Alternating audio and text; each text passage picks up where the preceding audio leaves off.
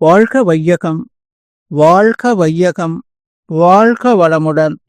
அருளாசன் அருள் தந்தை வேதாத்ரி மகரிஷி அவர்களும் ஒட்டுமொத்த மகான்களும் இறைநிலையும் என்னுள் சூக்குமமாக எழுந்தருளி இன்றைய நாள்காட்டி வரிகளுக்கான கவிவரிகளையும் அதற்கான விளக்கத்தையும் சிறப்பிக்க வேண்டுமாய் சங்கல்பம் மேற்கொள்கிறேன்.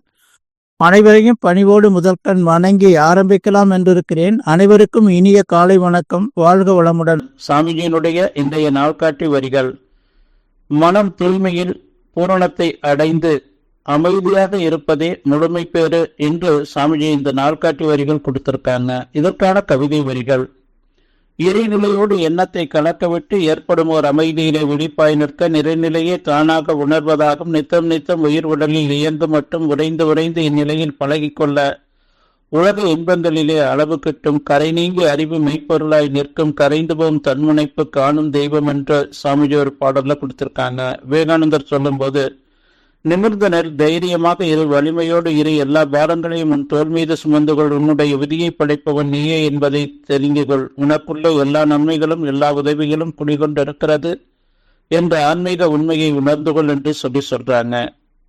சுவாமி நமக்கு வாழ்க்கை தத்துவம் 12 கொடுத்திருக்கிறாங்க.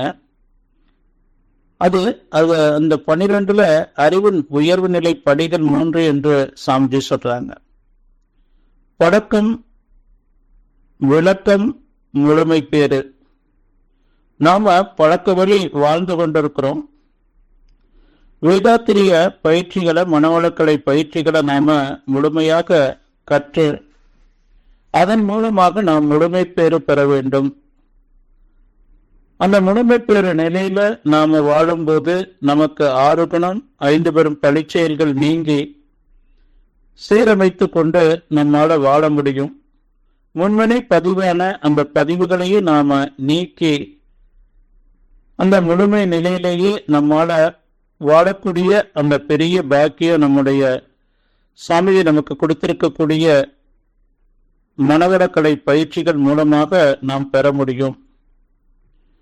உடல் அளவுல எல்லை கட்டி கொண்டு உடலையே நான் என்ற அளவுல வாடும்போதுதான் அருகுண வயப்பட்டு 5 வரும் பழி செயல்கள்ல மனமானது தூய்மை இழந்து ஒவ்வொரு மைக்ரோ செகண்டும் உணர்ச்சி நிலையிலே வாழக்கூடிய அந்த வாழ்க்கையால தனக்கும் பிறருக்கும் தற்காலத்திலும் பிற்காலத்திலும் உடலுக்கும் உயிருக்கும் துன்பத்தை தரக்கூடிய ஒரு வாழ்க்கை.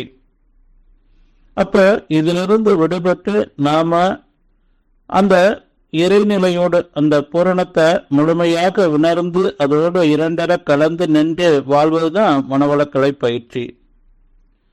சாமிஜி தவம், மௌனம், தற்சோதனை என்ற 3 கொடுத்திருக்கிறாங்க. நாம ஒவ்வொரு மைக்ரோ செகண்டும் தியான வாழ்க்கையாக மாற்றிக்கொள்ளணும். நம்முடைய மூலாதாரத்திலிருந்து துரியம் வரையிலும் இருக்கக்கூடிய அந்த நிலைகள்ல நாம மனதை செலுத்தி பேரியக்க மண்டல சுத்தவெளி நிலையில நாம் இணைந்து அந்த 1-3 பிரிக்குவன்சிலேயே எப்பவுமே இருந்து வாழும்போது அது தியான வாழ்க்கை. படிப்படியா சுவாமிஜி ஆக்னை, சாந்தி, தண்டுவிட சுத்தி, துரியம், அடுத்து பஞ்சேந்திரிய பஞ்சபூத நவகிரகதமும், அடுத்து துரியாதீத தீட்சை கொடுக்குறாங்க. அதோடு ஜீவகாந்த பெருக்க பயிற்சி, தீப பயிற்சி கொடுக்குறாங்க. தொடர்ந்து நம்மளை படிப்படியா 9 மையம், நித்தியானந்தம், இறைநிலைதமும், இப்படி தியான வாழ்க்கையில நம்மளை 2 இறைநிலையோடு கலந்து நின்று வாழ்வதற்கான ஒரு தவ அமைப்புகளை சிறப்பாக தவத்தை அமைச்சு கொடுத்திருக்கிறாங்க. தவ நிலையில நம்ம தவம் செய்வது மட்டும் தவம் அல்ல, தவ நிலையில வாட பழகி கொள்ளணும். அந்த தியான நிலையில மௌனமாக இருக்கணும். அப்ப அவ்வப்போது வரக்கூடிய ஒவ்வொரு உணர்வுகளையும் எண்ணங்களையும் நாம தற்சோதனைக்கு எடுத்துக்கொள்ளணும்.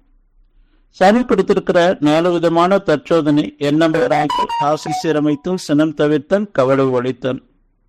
இந்த 4 நிலைகள்ல நம்மள உயிர் தற்சோதனைக்கு எடுத்துக்கொண்டு நம்மிடம் இருக்கக்கூடிய எல்லா கடந்த பதிவுகளையும் நீக்கி கொண்ட அந்த இறை உணர்வு நிலையிலேயே இருந்து நம்ம வாழலாம். நம்முடைய வாழ்க்கை இறை உணர்வு பெற்று அறநெறி பின்பற்றி வாழ்வதுதான் சிறப்பு. நாம் இறை நிலையோடு 2 கலந்து நின்று அந்த இறை உணர்வு பெற்று நாம் வாடும்போது அறநெறிகளான ஒழுக்கம், கடமை, ஈகை என்ற அந்த 3 சிறப்பாக நம்ம செய்ய முடியும் என்று சொல்லி, இதுதான் தவம், மௌனம், தற்சோதனை, குணநலம், முழுமை பேறு என்று சொல்லி நன்றியோடு நிறைவு செய்து கொண்ட இந்த சிந்தனையை வாழ்க வளமுடன், வாழ்க வளமுடன், வாழ்க வளம்.